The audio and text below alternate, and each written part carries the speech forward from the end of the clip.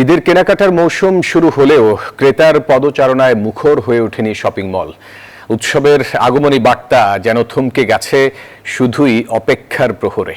কেউ কেউ আসছেন, দেখছেন, দরদাম করছেন, কিন্তু শেষ পর্যন্ত খালি হাতেই ফিরছেন অনেকেই। তবে এই শূন্যতা দীর্ঘস্থায়ী হবে না বলেই ধারণা ব্যবসায়ীদের। আমার আছে টরবিনো, আপনার আছে তো?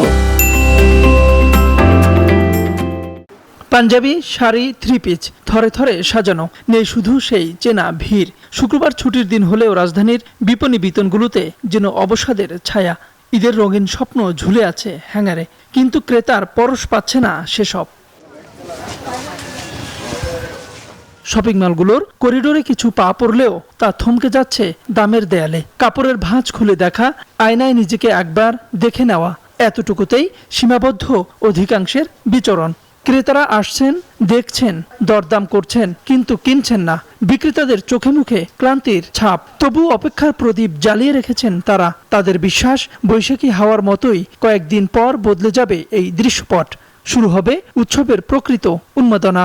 এখন ওরকম কাস্টমার আসেনি মার্কেটে, কিন্তু আশায় আছি যে ইনশাল্লাহ সামনে বেচা কিনা ভালো হবে। আবার অনেকে কেনাকাটা করতে না এসে একটু ঘোরার জন্য দেখতে আসছে যে কি আসছে নতুন। ইনশাল্লাহ আরো 1 সপ্তাহ 10 দিন পর ইনশাল্লাহ ভালো ব্যবসা হতে পারে।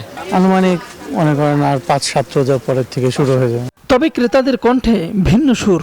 উৎসবের আনন্দ যেখানে আকাশ ছোঁয়া হওয়ার কথা, সেখানে মুদ্রাস্ফীতির কষাঘাতে মলিন সাধারণ মানুষের হাসি। বরাবরের মতো এবারও তাদের অভিযোগের তীর চড়া দামের দিকে। সীমিত বাজেটের কাঠামোয় অসীম ইচ্ছেগুলোকে বন্দী করাই যেন এখন নিয়তি। মধ্যবিত্তের নাভিশ্বাস আর বাজারের অঙ্ক মেলাতে গিয়ে ফিকে হয়ে আসছে ঈদের আমেজ। আমার কাছে এসে মনে হচ্ছে প্রাইসটা গতবারের চেয়ে এবার একটু বেশি। সবকিছুর প্রাইসই আসলে সবকিছুই তো বাড়ছে, সো প্রাইসটাও। আমরা যারা আসলে মধ্যবিত্ত ফ্যামিলি, আমাদের আসলে বাজেটের উপরেই পছন্দ হয়, তারপরেও দেখছি, পছন্দ করছি। সবকিছুই তো প্রতি বছরই দামটা বেড়েই যায়।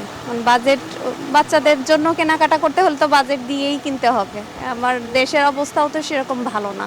আসলে রমজানের শুরুর দিনগুলো এখন শুধু উদরপূর্তির লড়াই। সেহরি আর ইফতারের তালিকা সামলাতে গিয়েই হিমশিম খাচ্ছেন ক্রেতারা। তবে এই শূন্যতা দীর্ঘস্থায়ী হবে না বলেই ধারণা ব্যবসায়ীদের। প্রথম দশকের ইবাদত ও সংযমের শেষে যখন উৎসবের লগ্ন ঘনিয়ে আসবে, তখনই হয়তো প্রাণ ফিরে পাবে বিপণী বিতান। মিলান এই নীরবতা কাটিয়ে কবে প্রাণচঞ্চল হয়ে উঠবে ঈদের বাজার, এখন সে অপেক্ষাতেই প্রহর গুনছেন ব্যবসায়ীরা।